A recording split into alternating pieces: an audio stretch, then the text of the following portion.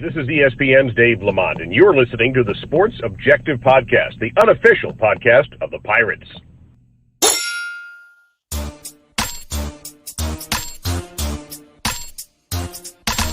Oh,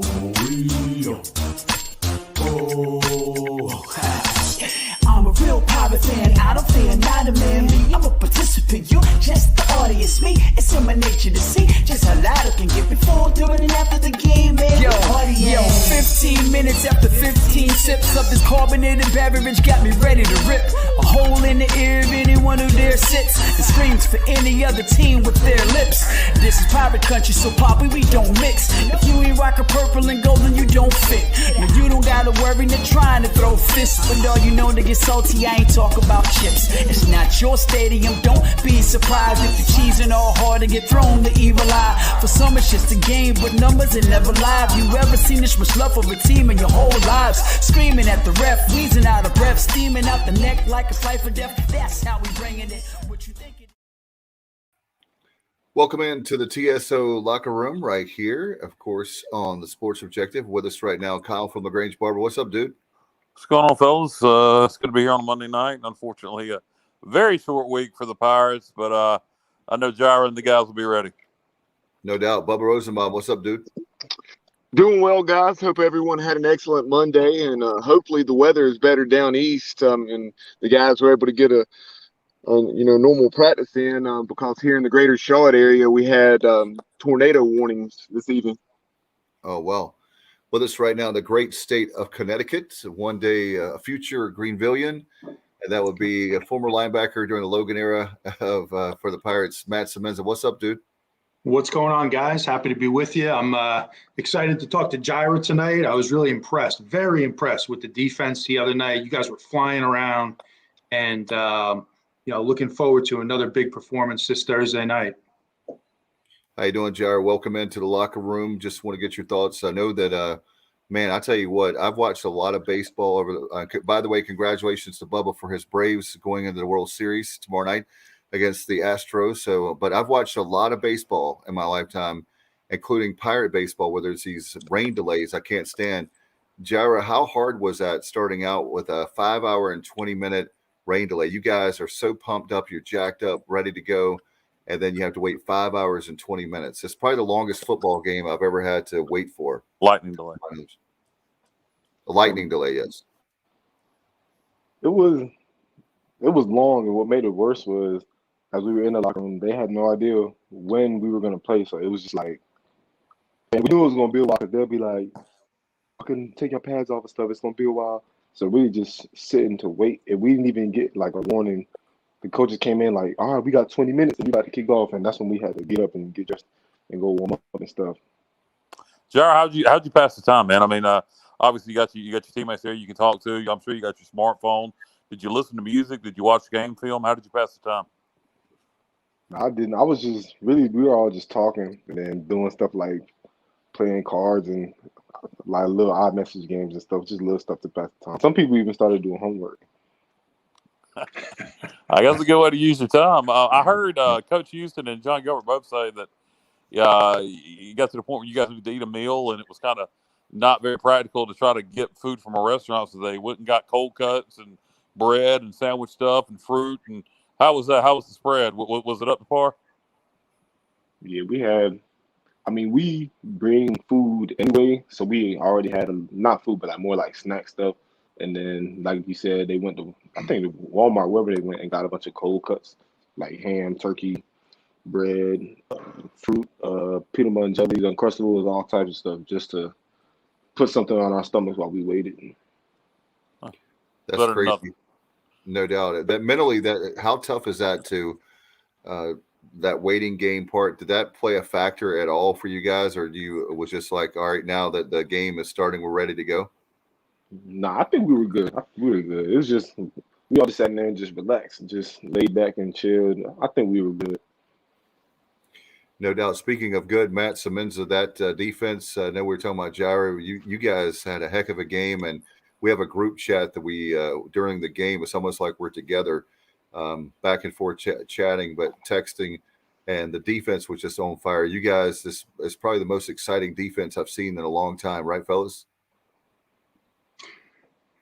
I got to say, Jireh, I am very jealous. I'm envious that you guys play in this type of scheme because watching the exotic blitzes coming from all over the field, I see free safeties, coming in from 15 yards deep and making plays. I see you flying around. I'm a little envious. And, Jireh, I was thinking, when you look at this scheme, this has got to be appealing. If you're a kid in high school and you have a chance to play college football defense, wouldn't you want to come to East Carolina and play in this type of scheme? Oh yeah, most definitely. It's open for everybody to make plays, like literally everybody. One person can have a game here, another person can have a game there. It's not focused around, like, let's say, you have a dominant player at one position. It's not focused around that. It's about everybody. That's what I like most about it. No doubt. And Jireh, the thing it looks like you guys are all in sync. I think Matt, we were talking about that right during the game. You guys are like a well-oiled machine, and it's like that. You guys are. I don't know. It's something like in the past, like people were afraid to. They were worried about, like they were in their head, and now you guys are just flying around. It looks like you're having fun. Confidence. They're playing with confidence. Yeah. Oh yeah, most definitely.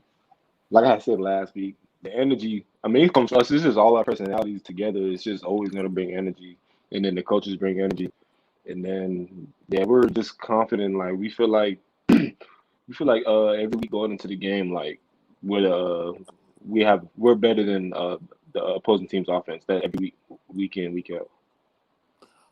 Jireh, when I watch you guys, oh, sorry, Kyle. No, go ahead, Matt. Didn't mean to cut you off there. When I watch you guys, what I can see as a guy who played defense, when you are comfortable within a scheme, right, as a defense, you automatically play faster. You're more aggressive. And what I can see, especially over the last, 3 or 4 weeks, it seems like this defense is playing much faster. Would you say that that's just a sign of experience and guys are now really comfortable in this particular scheme? I think we have a lot of experience, so that ties into it. A little bit of comfort, but then also I think it's just as the games have gone by this year, how we're getting better and better each week. It's just our confidence is at all-time high right now. So I feel like that's really what it's coming from. It's just our confidence building from each game day. I think that's really what it is. That's why we're playing so well right now. Jireh, we got a short week after that stupid rain. First, what time did y'all get home Sunday morning? 5:30. That's when the plane landed. Okay. So you get back to Greenville at 5:30 in the morning. I don't know what time you got to bed, probably 8 o'clock. So now you got to turn around. You got to get ready in a short week to play Thursday night. Y'all were practicing tonight. Your young guys, y'all got to be hungry after losing these last couple on the road games you should have won. I'm always worried as a fan after something like this, the team coming out flat, not having the proper time to get ready for the next opponent. Ease my mind a little bit as a Pirate fan. You guys gonna be ready to go Thursday night? You got to be hungry for a win. Oh yes, we're always ready to play. We're always ready to play. Always. Yeah, this is, to me, South Florida they've been getting better every week. You guys have too. What do you see from them on offense? They run the ball really well. Put up over 400 yards rushing against Temple. So obviously they got a good offensive line. What do you see from South Florida's offense? Like you said, they run the ball a lot. They run a lot of RPOs. They have a pretty good freshman quarterback who can run and also has a pretty good arm. They stretch the field a few times games by taking vertical shots and stuff. But like you said, the bulk of their offense comes from their run game. Like you said, they broke a school record last week for like 450 rushing yards as an offense. So like they're there, and like you said, they're gotten better. They have a few returners from last year that got better as well. So they're definitely a good team coming in. Yeah, kind of expanding on what Jireh is saying there. Statistically, in that victory over Temple, USF ran for a school record 421 yards, and like you mentioned, over 450 before you took out the losses for sacks and so forth. But tremendous game. You nearly had 3 100-yard rushers, including trying to remember the name, but Colorado transfer, ran for over 150 yards. Tell us what you saw from him on film. Oh yeah, that's number 0, right? 21. It's number 0. Number 0. I think it's number 0. I can remember. But yeah, the 2 top backs, 0 and 21, have a little speed to them. They're not oversized, but they're just the right size, I would say. Like you said, they good at getting upfield. Well, they run a lot of counters, some stretch, some sweep. Have a lot of tools from the offensive line. They just do a good job of waiting on the boxing and hitting it, whoever it is. I would say they're more vertical runners. I didn't see too much of a lot of like dancing around and stuff, like putting the foot in the ground and get vertical. Yeah, that's something earlier today. Coach Houston was talking about in his press conference how impressed he was with the South Florida offensive line, saying that he's known their line coach, for years, and that they do a really nice job and have some nice pieces there. Yeah, I would say the same. And Jireh, speaking of the line, as far as the Pirates are concerned, I've been really impressed with all the defense. But one of the things that I noticed on Saturday night as well is that defensive line. They've been young. They didn't have the experience, but now you're starting to see those guys really come into their own. And it's been nice with you guys with the linebackers and with the DBs. But the defensive line really, really played well this past Saturday night too. Most definitely. I feel like they are young. A lot of them are. Most of them are in their second year of actually playing. A few of them played a little bit last year, but really this is their first time actually playing, getting consistent playing time in game. But yeah, I would say they're definitely coming along. They're only getting better. I see the work they put in practice every day. The focus just on little details and stuff that they have, reading their keys, the offensive line keys. Also getting our linebackers do a good job of like based on film study, predicting the runs that's coming and stuff like that, which helps the D-line. So everybody in the box, they all do a good job in playing together and playing their part to help each other be successful. Hey, Jireh, if you were just to, flip through the box scores on ESPN on Sunday morning, you'd see that Houston scored 31 points. But if you actually watch that game, what you would see is that they scored 21 points, 1 touchdown off of a kick return, 2 touchdowns on a very short field off of turnovers. And then obviously they got the late touchdown in overtime. So, tremendous job to hold a team like Houston to that type of output. What was the mood or what was sort of the message in the defensive meeting room yesterday or today from Coach Harrell? Obviously I know it's disappointing, when you give up points that aren't necessarily reflective of the defensive effort. A lot of what he said was they always tell us keep our heads up due to the loss. They definitely acknowledge how well we played. The biggest thing they say is just keep it going and take it into the next week, game by game. Really, they say keep stacking those type of games together, and we'll be the type of defense that we talk about we want to be all the time. That's really what the main focus is as coaches. Just keep stacking those games. Jireh, we haven't had a home game in about a month.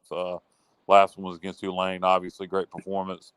Thursday night, ESPN. Hopefully, the weather isn't an issue, but it should be a good atmosphere for the blackout. Does playing on ESPN under the lights on Thursday night and the blackout, does that excite y'all, or is it just is it just like any other game? I would say it excites us a little bit more because it's on a Thursday night, and we know it's probably going to be a lot of people watching because there's not too many games played on Thursday. That's probably the most exciting thing about it. We know it's nationally televised, and it's going to have a huge audience in the stadium and TV audience. Yeah, no doubt. Have y'all practiced? I know I've heard in the past with a chance of rain Thursday night. Well, you're on defense, but have they been doing any of the wet ball drills where they're getting the running backs and the quarterback their hand, in the bucket of water with the football with the ball wet, Are they doing that, or because there is a chance of rain Thursday night? No, I have not seen that, so I don't think so. I don't think they're doing that. Well, they might want to do it. I haven't seen that. Well, I'll tell you what, it's going to be. We're seeing 40% chance, Kyle. 30. It changes every day. It's been as high as 70 and as low as 0 in the last 24 hours. I've been checking the Weather Channel app every 5 minutes. He's our staff meteorologist, Jireh, for Objective. Certainly a big one of the things I had a question. Go ahead, Dave. I'm sorry, it's a lag, Bubba. Jireh, I was going to ask a question, being that you're a student. Obviously, they're trying to break, as you know, in the Boneyard, they're trying to break the student section record of 11,500, I believe it was, back in 2016. Do you know a lot of students that are coming? I'm hoping that we can break that record on Thursday night. I'm not gonna lie, I have no idea who's coming to the game. I have no idea who plans on coming. I see people repost the Instagram thing about the blackout, but I don't know who's gonna come or not. If you're Matt pointed out the other day, if you're a student in ECU on a Thursday night, the Thursday night before Halloween, and you don't want to get on national TV, if you're a young lady, maybe wear your costume, just show up and show out. I mean, just go out there, pirate. You know, all the students just need to come and have a blast, man. I feel like a lot of people are going to be there. They have anything better to do. Exactly. That's right. That's right. That's right. They should be there. Exactly. It'll hurt some attendance for non-students. You know, people like Bubba. Bubba will be there, but the people that live out towards Charlotte, like Bubba does, you know, not all of them have the dedication he does. So some of the fans won't make it that would traditionally be there for a Saturday game. So we kind of need the students to show up and make up the difference. Exactly. I'm with you on that one. And There's no excuses. There's no excuses, right, guys? I mean, if you're a student at East Carolina, you have a team that's really trending in the right direction, in my opinion. Yeah. An opportunity at home to get a big win. What else in the world would you be doing besides being at this game on Thursday night? So that's my message, man. If you're a student, go to the game, support the team. It helps. It does help. A loud crowd can really throw off the opposing team. Yeah, and to me, you know, I've heard it said multiple times by members of this football team. The goal this year is to make a bowl game, and you know, we're past the midpoint of the season, so wins need to come. They need to come in a hurry, and you got the next 2 at home, and one at a time. This is one we really need to get. And yes, sir. The fans can do their part. I mean, we can't control what happens on the field, but we can, particularly on defense. You know, particularly on defense.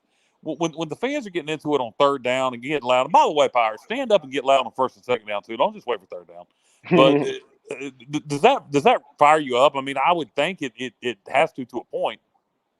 Yeah, we definitely feel it, especially when they sound the horn off and the crowd gets going while the opposing team in the huddle while we're waiting. Yeah, it definitely gets us going. Good deal. No doubt about it. That's a real excitement for it. And by the way, fans, get your tickets 1-800-DIAL-ECU, or you can go to ecupirates.com. It's going to be a huge event. What, as far as the defense and offensive team is concerned, what do you think the keys to the game are for Thursday night, Jireh? Just defensively, or? Well, yeah, for you. Let's just get your perspective on for you guys. What do you have to do to stop USF? What are you guys looking for? I would say the biggest thing is stop the run. I feel like we stop the run and get them throwing like that. But definitely gotta give us the best chance to win. But if we don't stop the run, then they're gonna put up points. Yeah, no doubt. I agree with you 100%. If you can stop their run game, I mean, honestly, if you can, this sounds stupid, but if you can keep them to probably 200 yards rushing, you're winning the football game. Yeah, I think so as well. Bubba, you got something? Yeah, I did. Sorry, my volume was a little low. I couldn't tell if someone else had already chimed in. But since we circled back to the Houston game a few minutes ago, I wanted Jireh to get your perspective. There was obviously going into that game so much being said about the Houston defense and how good they were, where they ranked nationally, and then at least on Saturday night we had the better defense. And so to just talk about talk about that, and I'm sure that had to be something that fired you guys up, and you certainly had a little bulletin board material there, and go out there and generate 5 sacks the way you did. Oh yeah, it definitely fired us up. The coach said all week to go be best defense on the field. They made it pretty much like it's our defense against theirs. So that was really our biggest focus the whole week, just out playing their defense, and I feel like we did that. Jireh, we got a couple of guys from Florida on the team. Everybody has guys from Florida on the team. Are they extra amped for South Florida like they were when they went down to UCF? Yeah, I know a few of them are, and a few of them from Atlanta too, because I guess USF recruits the Georgia area a lot. Yeah, because they know people on the opposing team, so it definitely fires them up just a little more to be able to play people that they know and they're familiar with. Huh. That's interesting. Go ahead, Matt. Oh, go ahead, guys. Go ahead, Kyle. I was going to mention that. He mentioned guys from Georgia, the Atlanta area. It makes sense. Florida borders Georgia, so it would make sense that our players from Georgia would probably know some of their players from Georgia. Jireh, thank you so much for coming on tonight. We appreciate it very much. I know it's a short week. We'll let you go and get ready for the big game on Thursday night under the lights at Dowdy Ficklin Stadium. Good luck to you guys, and go Pirates. Thank you. Thank you guys for having me. Appreciate you. Good luck, man. Good luck. Thank you.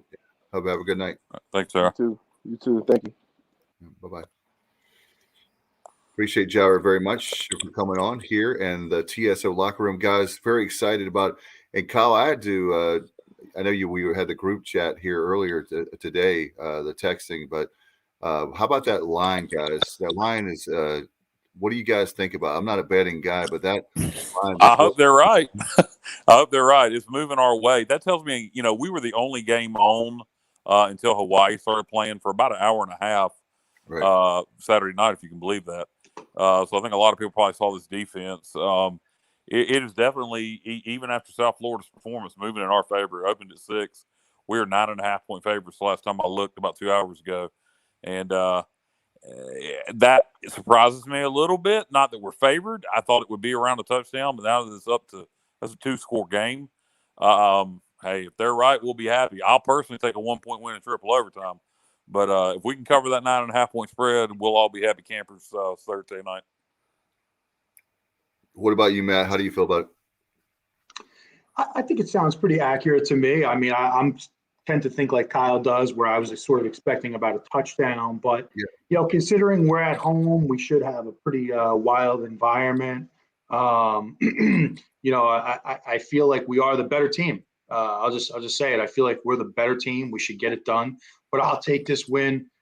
This is different than like Charleston Southern, where I wanted to win that game big. But I look at this game and, hey, you take a win any way you can get it. And we need to get this win. I mean, this is a huge, huge game for this coaching staff and the team. Yeah, at this point in the season, analyzing how he wins out the door. From here on out, we're in conference play. If we win 10-9, move on and hope we do it again against Temple. I mean, we're past that point in the season. So it's everybody's playing good football now, unless you're banged up for the most part. So it's going to be a lot of close games, I think, coming up. I personally think it's going to be a close game. I hope we cover, but just win it. And win it, move on. If you win this one, then that makes Hall of Fame weekend playing for win number 5, 3:00 kickoff on a Saturday. Ruff and McNeil going in the Hall of Fame. We'll probably have a really nice crowd next Saturday if we can win this Thursday. And guys, that was the point I was going to bring up, is the fact that when you guys are talking about must win, when you have 2 games on your schedule that you have a good chance to win the games, and guess what? They're back to back and they're at home. I mean, you couldn't ask for the scheduling gods to help us out, especially where we are. We know now that we have 3 wins, so we have 3 to go. These next 2, I mean, you look at a path to get 6 wins to get to a bowl. I feel like you got to have both USF and Temple, don't you guys? Back to back. You really need to. I mean, you can do it without one of them, but it sure makes it difficult. You're going to have to most likely go on the road and beat Navy and Memphis without. Otherwise you're going to have to pull off the the gargantuan upset over Cincinnati. So yeah, it'd be nice to get these next. I'd personally like to win every one of them going into going into Cincinnati. But getting these next two, and it starts Thursday against South Florida. Take care of business, and then they'll celebrate Thursday night and worry about Temple. And Matt, here's another thing I want to ask you as far as being a former player. Maybe Bubba, you can chime in too. You have the Thursday night game, right? So we have the short week, but if we could somehow win Thursday night, then you have another home game, and it's on a Saturday. So you got a little bit of a break. Is that a good thing, or do you want to play, having that extra couple of days in there?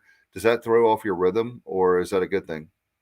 I think it's a good thing, honestly, especially since we had such a short week coming into this game. We have, obviously, like Jireh just mentioned, they got home at 5 o'clock in the morning, and that's I think that's what the average fan doesn't realize, what these kids go through. And that's a long day right there. No. So I think in this case, it will be to the team's benefit, and it does give you some extra time to prep for Temple. My only concern is that it's also more time to be downtown. Yeah, exactly. Don't go there. Please don't go there. Maybe don't give them Saturday off. Maybe have them come in and practice Saturday. I know you don't really like to give them Saturday off. Hey, Saturday under the lights for practice. Yeah. Or tell them they're going to have a 6 a.m. practice Sunday morning, one of the two. Oh, speaking of brutal, that's only if you get in trouble, right, Matt? That's right. It's the way to keep them out of trouble. But they have those special practices they do when kids get in trouble, and they're way early, right, Matt? Yeah, old school stuff like bear crawls, and I know Coach Connors had some fun workouts with guys back in the day doing some things. If Coach Connors told me to do a bear crawl, I'd say a bear crawl sounds good. Yeah, wow. Exactly. Anyway, no, you got to look. If we win Thursday, I'm sure Coach will give them Saturday off as a reward, and you got to trust them, and they got to know they got a lot in front of them. They got a lot to play for, and a lot of goals to achieve. So don't do anything stupid. It's pretty much as simple as that. If you can take care of business these next two, it gives you a real opportunity against Memphis on the road. To get bowl eligible. I mean, Memphis is trending down. We're trending up. We got to get these next two before we can worry about Memphis. Can you imagine if we can get these next two and then get bowl eligible against Memphis on the road? That'll be an airport game. I will definitely be at the airport if we can pull that off. Sir. Yes, sir. That's was that November 20th? No, it'll be earlier than that. Without looking in front of me, around November 8th, maybe. It's no, the 6th is the Temple game. So it's the week. So it'll be the 12th. 13th. Okay. My bad. 13th. Yeah, because Navy is on the 20th. I didn't know that. Lucky 13th. Yeah. Hey, I tell you what, we'll take it anyway. That coming out party for David Garrard, right? That was a Memphis game. It was in the Liberty Bowl. Yeah. Where David in 98 threw for a gazillion yards and came from a 3-touchdown deficit to beat the Tigers in the regular season finale on the last second field goal. But and I also remember a game in 1994, Matt's first year with the program, yes. When we had nearly been upset by what was then 1AA foe UCF. Oh yeah, and then we go over to Memphis, and we were 6-4 at the time. But yeah, we had back-to-back games at Liberty Bowl Stadium. But Memphis wasn't a bad football team, and they've been playing pretty well. I'm not sure if they had either beaten Tennessee or played them very competitively that year, if I'm not mistaken. But we went over there, and you remember that game, Matt? Was it like it was pretty lopsided? I don't know if it was 30-10 or it was very lopsided, and the game really was not as close as the score. Vaguely. You guys seem to have a much better memory about this stuff than I do. So that was the Liberty Bowl. Your word for it. That was the Liberty Bowl Alliance Championship. That was the last game of the regular season.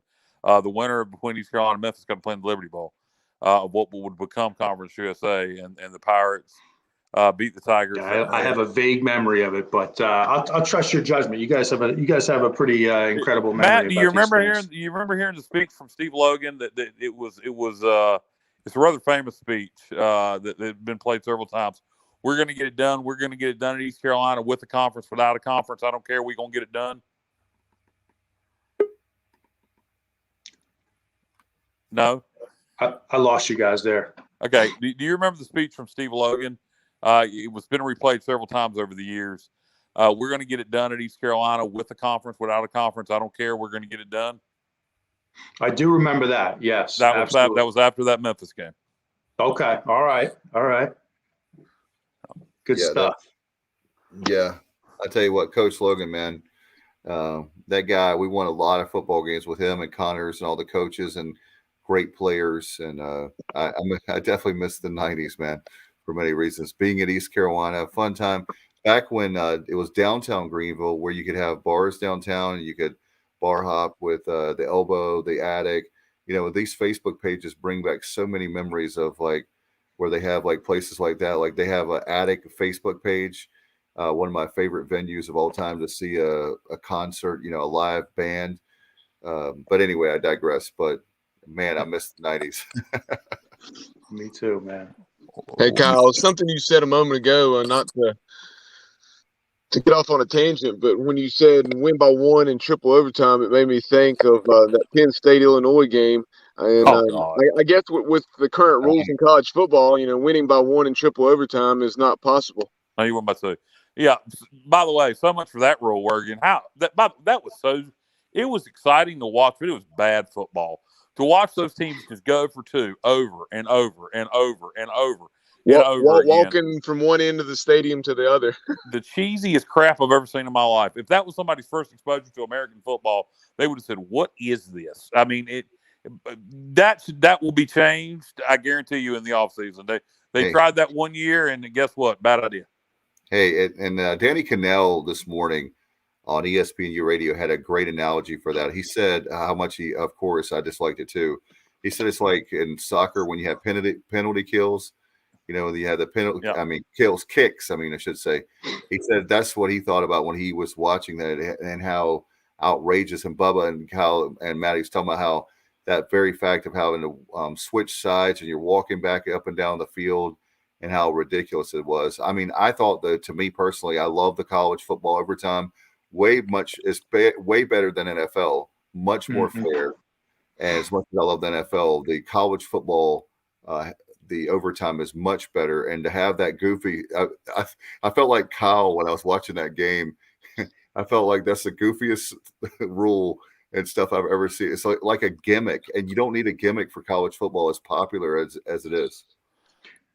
And how about now? My brother is a Penn State graduate, so he was on a ledge after that game. That's just in general talking about. You talk about a bad loss for James Franklin and Penn State to a bad Illinois team at home. That is inexplicable to me. That, you know, and I don't want to go off on a tangent here about Penn State, but you talk about a bad loss for James Franklin. I never saw that one coming in a million years. No. God, who was somebody told me, and I'm trying to think of who it was. Told me that they had a friend that was in Vegas who had put a ton of money on Illinois to cover that spread. And I'm trying to remember now who it was, but they made some money. But I can't remember who it was that told me that. Wow. It may have been, was it Andrew Giovanni? I don't remember now. I don't want to start naming names and be wrong. Yeah, it may have been Drew. But no, it wasn't. I know who it was. It wasn't Drew, but I know who it was. Hey, he's just happy the Hurricanes. How about our hockey team, baby? They won another one tonight. I think it's 4-1. Yeah, we're going to talk about Drew here all of a sudden. He's not feeling good about this game. Get the negativity out, Andrew. Yeah, please. I tell you what, I feel very good. We have 5 games left. I feel very good about at least 4 out of the 5. The Cincinnati game is a tough one, but I tell you what, this football team, man, is great. It's great when you can stay up late at night and we have a chance to win, and not just because you're a diehard fan. You know, you have the game on, you're watching it. and you're not going to turn the TV off even when they're down 28 or 21, this big blowout where they're in every single game now. Yeah, I really believe, and it has to start this week. If we can get some momentum out, I truthfully believe we can win out up until the Cincinnati game, and then if you've won 4 in a row, And it's home. and Cincinnati's undefeated, you're at home. That game at worst, as I said before, it was moved to Black Friday. At worst, 3:30 p.m. ESPN. At best, 7 p.m. ABC under the lights prime time. So if we can win these next 4 in a row, and then Cincinnati's still undefeated, could you imagine Dowdy Ficklen Stadium, Black Friday, 8 o'clock prime time, ABC? I mean, who knows what could happen, baby. But first things first, got to take care of South Florida. Well, I'll tell you one thing right now. Hey, Matt, I bet you money right now, if we are that, unless he already has a commitment family-wise, Matt Semenza will be tailgating with us on that Friday night. I think it's going to be if we're. Man. If we win these next 4. I will buy the food. I'll buy the alcohol, and we're tailgating. We're partying, and I'll be there, man. If we take the next 4, I'm on record right now saying I will find a way there. There you go. Thanksgiving down east. To tell your wife's family now. It's Thanksgiving down east. Yeah, I'll be in the doghouse, but that's okay. That's all right. Hey, football, every now and then, we'll just tell her, you got to spin it. You got to spin it. Say, Christy, that's your wife's name. I'm sure she's lovely. Say, Christy, I'm taking you to the Outer Banks for Thanksgiving. We're going to go spend crazy Thanksgiving on the coast. It's a treat for you. And then just flip away on Friday to come to the game. Oh, wow. Oh, man. That sounded like so Nicholas Sparks, and then it took a nosedive. Yeah. Well, that's the thing. He won't have to slip away. Chrissy and his kids will be right there. They'll be right there with him. Oh yeah, I'll tell you, they love going to games there, so they would enjoy it too. Hey guys, that atmosphere, that might be the closest we would have, if not a sellout, if we've won that many games and it's an ABC game and you're looking at a chance to knock Cincinnati off in prime time. I mean, come on. I mean, the fans should be there anyway, but I can't imagine that. But Black Friday is always a tough draw, but if that scenario were to play out, if we didn't have 40,000 in there some way, somehow, and I think we would. I think you would have probably some different fans in there. I think you'd probably see a lot of people, cousin Maybell and Uncle Bobby's in town, and they may be interested in going to the Pirate game, that kind of thing. Is that some of your family, Kyle? Yeah, absolutely. Maybe some of Jessica's family. She got a lot of family in Duplin County. I'm not going there. We love Duplin Winery, so we're not going to touch that one, right, Bubba? Speaking of big games in the American, this weekend you have 19th ranked SMU. They're actually a 1-point dog, so basically a pick 'em. They're going to Houston to take on the 6-1 Cougars. And as you look at this one of the storylines this week has become with the firing of Matt Wells at Texas Tech, despite a 5-3 record. Didn't see that one coming. Maybe there's more to it than just the win-loss record. Maybe this is for something else, but I haven't had a chance to look into it. But you have obviously Sonny Dykes, head coach of SMU, who's the son of Spike Dykes. His name is one of those being tossed around for that Texas Tech job. SMU can match their money. That's one of the only group of 5 programs that can do that. So it'll be interesting to see if he'll go just because of the lineage with his father and that it's a Big 12 job. But if it comes down to money, SMU can match them. Yeah, they definitely have money for that program, and that program has been trending up. Thankfully, if you're a football fan, especially Matt, I'm a little bit older than you, but that SMU, man, that has some rich tradition there, great market there. Certainly, I love them, the Mustangs being in our conference for sure. Yeah. And I'll tell you guys, I think SMU gets it done in a big way. I think they win that game by double digits. Really? Write it down. As Coach Logan would say. Yeah, I'll tell you why I'm not. They run a very, that's Lincoln Riley's little brother running that offense, and if you can if you can get pressure with your D line, and now you don't have to bring anybody into blitz against that air raid style offense, that could be very effective against that kind of offense. So I'm not so sure I like that pick. You're not feeling it? I mean, I could see it. Really, I could see it. But when I think about that defense, to me, that defense matches up perfectly with an air raid style offense in my head. You played defense, so maybe you know better than me. But do you see what I'm saying, or does it not make sense? No, I see exactly what you're saying. And then, it does make sense because you always basically have 7 guys, on the back end. But the flip side of that, too, though, is that SMU can get the ball out very quickly against that pass rush. So if they can get people in space, maybe make some big plays. But just a gut feel I have, who knows? I'm typically wrong about these things. I just get this Thursday right, and we'll all be happy. Yeah.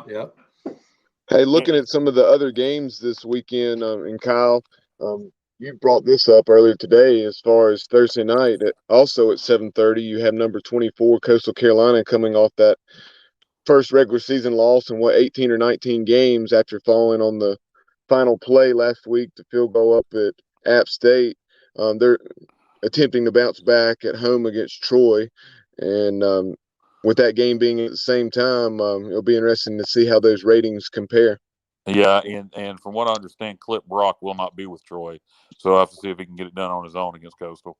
But no, I do think that'll be interesting to see who gets the better ratings. I think it'll probably come down to what's the closer game. I think it'll probably, unfortunately, be East Carolina, South Florida in terms of being the closer game. Though Troy does play good defense, and if you play good defense, and also, Coastal hasn't lost in a long time except the bowl, are they going to have a hangover? But I will be interested to see what the ratings are. We're probably going to hurt each other's ratings being a regional game, or you might have a bunch of people flipping back and forth. The ratings may be very comparable. Yeah, I was going to ask you guys about that very thing. Is that a factor of where, if you're obviously, I'm going to have it always on the ECU. Well, I'm going to be there. Well, obviously, I'm just saying, but I'm saying if when the point I was making is if I were home, is the very fact that I would not be switching back and forth because that's my school. No, it's to me. I'm talking about NC State fans, UNC fans, Clemson fans, regional fans tuning into the games in this area will probably be flipping back and forth. Yes, that's correct.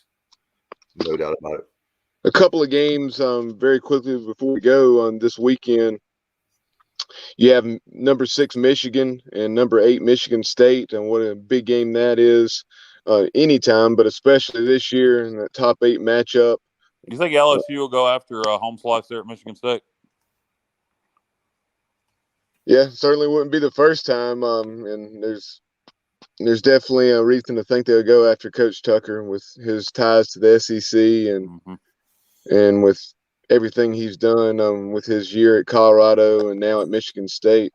Obviously, LSU had plucked Nick Saban from there, so I'm sure there may be some nervous Spartans fans, but battle of 2 7-0 teams there in East Lansing.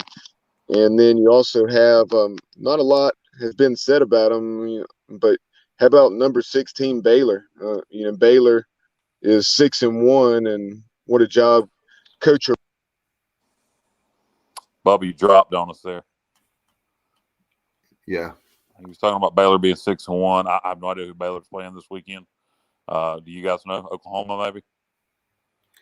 I'd have to look at it. I was one of the games that I'm interested in. Obviously, one of the biggest games of the year will be I think it's going to be a Georgia walking the dog, but the Florida and Georgia game, the Dogs in Jacksonville, the largest outdoor cocktail party, is a game that I'm going to, obviously keep my eye on. They don't call it that anymore for some reason. It's not politically correct. Oh, okay. Oh, good Lord. You can't say cock and tail? You can't say the world's largest outdoor cocktail party. You can't say the Red River Shootout. Well, where's this what's world wrong? coming Okay, to? I get the Red River Shootout with the politically incorrect thing because you bang guns, but why is a cocktail party politically incorrect? I've heard that before. I didn't know why though. I mean, I've heard that. That just makes me all the I mean, more. that's my I will call guess. it, I mean, I'll delve into it. the more people say that not to call it that, I will just insist on calling it the cocktail party from now on, even more and more. But And I'll think take, Absolutely, and it's the Cleveland Indians, not the Cleveland Guardians. yes, and it's the Washington Redskins, and it's. I do like the Red Wolves better than the Indians for our friends down at Arkansas State. Yeah, well, Red Wolves is what hopefully that my team will pick as the next mascot. But I that's think Washington should just go with the red. That way you kind of like Syracuse did when they decided they couldn't be Orange Men anymore. They went Syracuse Orange. To me, just be the Washington Red and just cut off the word skins, and that way you're kind of keeping the same name. That's fine. Anything's better than what we have now. I can't stand it, and no cheerleaders. Well, I mean, if there was ever, oh, that's right, you got male cheerleaders now, don't you? Yeah, don't get me started on all that. I mean, that's your people, Dave. That's your people behind all this. Yeah. Well, they're more worried about the one thing I'll say is they're more worried. The one thing I will say about DC is notice they're more worried about a mascot than they have one of the worst school systems in America. Tell you what, they got a really bad president up there too. Well, I'm not getting into that. That's your Oh boy, here we go. Let's go, Brandon. This is Tucker Carlson part 2. Let's go, Brandon. That's the thing to do now. Matt, can I get a let's go, Brandon? The song has risen to the top of the charts, Yes, or almost. Yep, yes it has. Oh man. Yeah, exactly. So let's talk about one thing that we can all agree on this show is how you like that segue, Bubba. I'll talk to you off the air about one thing in particular, and if you say you agree with this, I'm going to not be friends with you anymore, and I'm leaving the podcast. Hey, I need to do that then. All right, we can make that happen right now. We don't even have to discuss it off the air. I'll just, No, anybody that thinks that we don't get along, they're well. Anyway, we have our hats right now, guys, that are outstanding. They're selling great. Bubba, selling like hotcakes. Now, if we can just get them to sell like hats. Yeah, exactly. They look great. They look sharp. If you're listening to us, then you need to check out our social media and go ahead and get you one, right, Bubba? Right, Dave. The hats are established 1932. Obviously, cool logo. My buddy Mark Connor did that design. I had the idea, talked to Bubba about it. Bubba thought it was a great idea. We talked about what we wanted. Then we went to Mark, said, Mark, here's what we want. Be creative with it. He came up with that design with the anchors, creating a football. Established 1932. May or may not refer to the year East Carolina started playing football. So, it is. That's when we started. Dave. So if you want one, email us. What's our email? thesportsobj@gmail.com, or just message OBJ. Yep. Or just message Bubba. We're probably going to be sold out pretty soon in this first batch, but we intend to do more. And if there's enough interest, we'd like to do T-shirts and hoodies. We have several different ideas. Yep. So we'll see what happens with it. But I would imagine there will be some people picking up hats from Bubba Tuesday night. Bubba, you're supposed to have my two. Thursday night also. What did I say? Tuesday night? Yeah. Bubba's going to be at the Food Line parking lot with that big car, with that big trunk. And he's going to be that dude. Hey, man, you need a hat? You like a hat? Thursday night. And yeah, I know I'm supposed to get two. And Bubba, how many people are picking up hats from me Thursday night? I got two. I got several. I don't know right offhand, but like you said, the initial batch, a little over 30 hats, and all but one or two have been sold. Semenza, you getting a hat or two? Oh yeah, put me down. Absolutely. They look really good. Yeah, they look really came out good. nice. But no in doubt. addition to that, Dave, on tomorrow night, on Tuesday, roughly 8 p.m., probably 8:30 p.m. To be determined depending on our guest schedule, but we'll be previewing the Thursday night matchup with South Florida and we will be joined by Will Turner. Will is the Bulls 24/7 correspondent or writer there with South Florida. So he's their Stephen Igo, if you will. Jen Lauk, he actually retired. I didn't know that, but the play-by-play voice. He was the original voice of Amazing. Had a nice run there when they had. Is he the guy that was no disrespect? There was somebody that I heard call a game that was in the American that had to be the most monotone, boring announcer I've ever heard in my life. Was that him? No disrespect again. I don't know. There's Bubba, do you know? I did not realize that, though, as far as what Dave was saying about his retirement, because I reached out to him via email and had not heard back, so that would make sense. Okay, Yeah, is that who I'm thinking of, or is it someone else? I'll plead the fifth. Okay, gotcha. Love you, Bubba. Love you, man. Bubba's the best. He's like the biggest politician. Not in a bad way, but like diplomatic. He is so nice. I mean, that's a Bubba's the voice of reason. Bubba's the voice of reason, right? Yeah. Bubba agrees with me 90% of the time, and just don't say so. Oh, there you go. All right, do you have any final thoughts before we go tonight? Appreciate you guys so much. And I tell you what, you got me. I don't know if I can sleep after. I'm so excited about not only the game, our defense. I like our chances on Thursday night. I know I've got to get to bed here pretty soon, but man, I think we're gonna. You're not gonna sleep until Thursday. You're gonna stay up, fired up about the game. Yes, for 2 days. I'm at the game. Yeah, I'll aim at that. You better get you some cocaine or something. Hey, wait a minute now. Don't have that. That reminds me of Coach Logan back in '96 after that Southern Miss loss. I remember on his television show, he said, "Now I can finally go home and get some rest because I have not slept for the past 9 days." My dad said, "What do you do? Stay up all night?" I don't know. I said, obviously he didn't mean that literally, but right. The weather's my biggest concern right now for Thursday. Obviously, South Florida is a concern also. I think it's going to be a close game. I hope I'm wrong, and I hope we cover the spread. But I got a feeling it's going to be a fourth quarter game. The weather's my biggest concern. I hope it's no rain, and the students pack out the student section. And if you can come, if you're in Greenville, bring people with you. By the way, this is a good opportunity for people that don't normally come to games.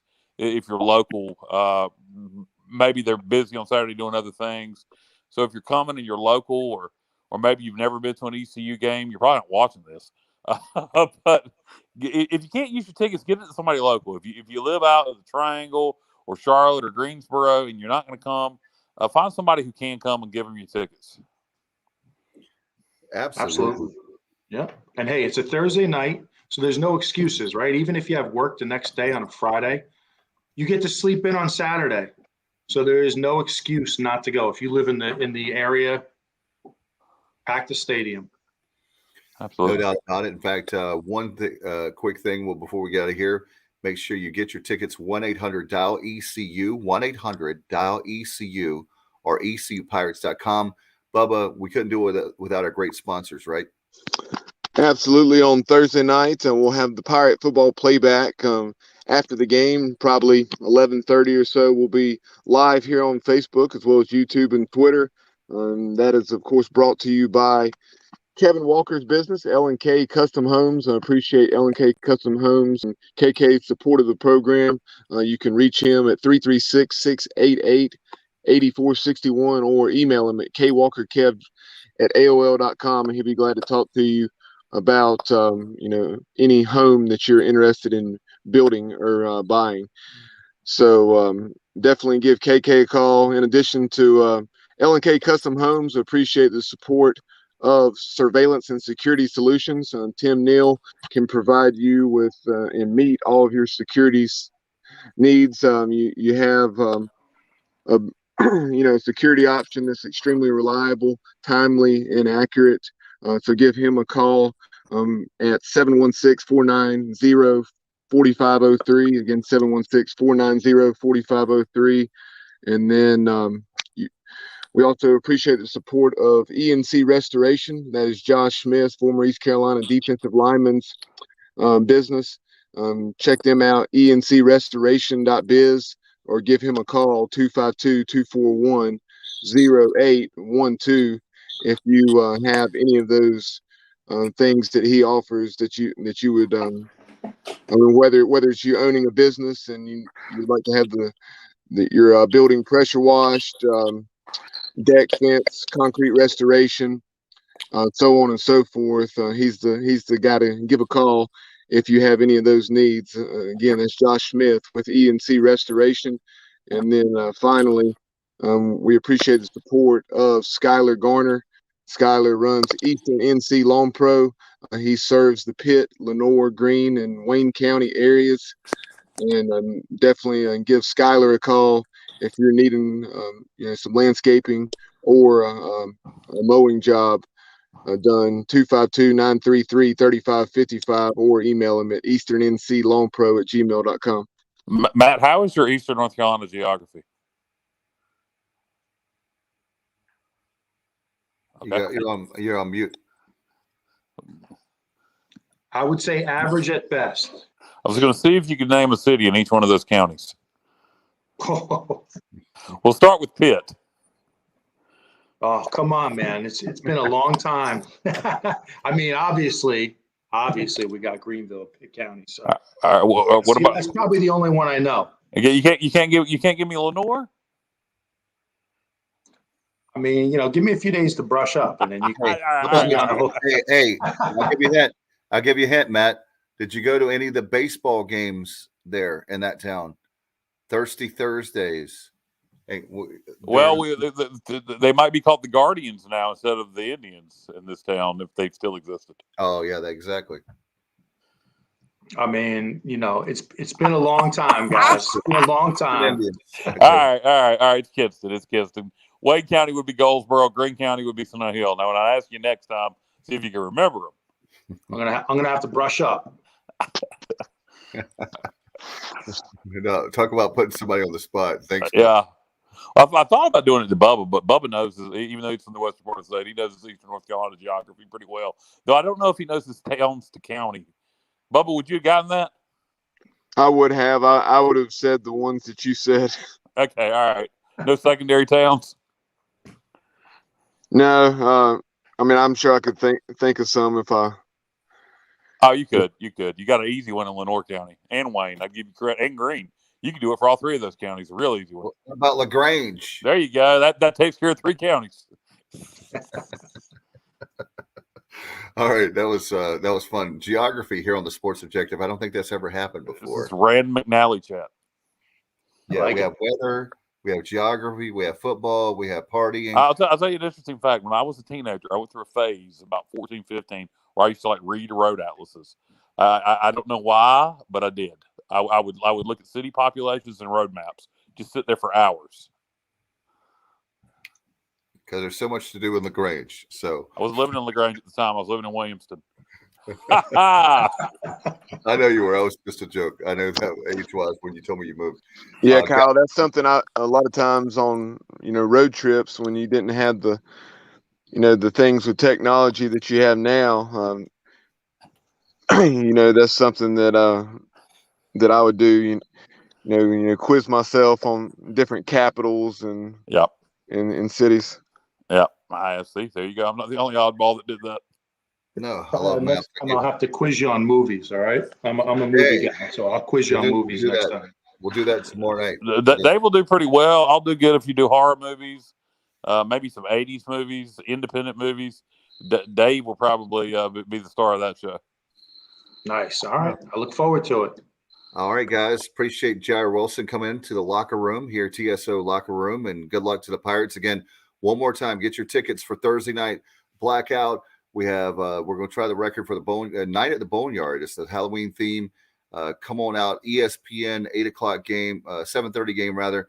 1-800-ECU, ECUPirates.com. Guys, do we have any more from one more thing? Anything?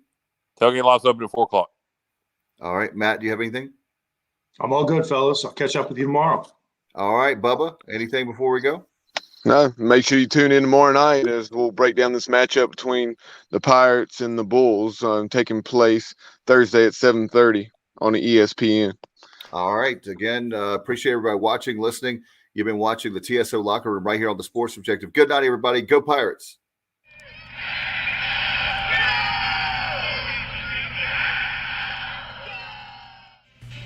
Yo, what's going on, y'all? This is Udon Cheek, assistant track and field coach at East Carolina University. You are plugged into the Sports Objective Podcast. If you are a fan, you are plugged into the right place. And if you're really a fan, you will share that link. My heart is purple and gold. I'm a pirate down to my soul. And I don't back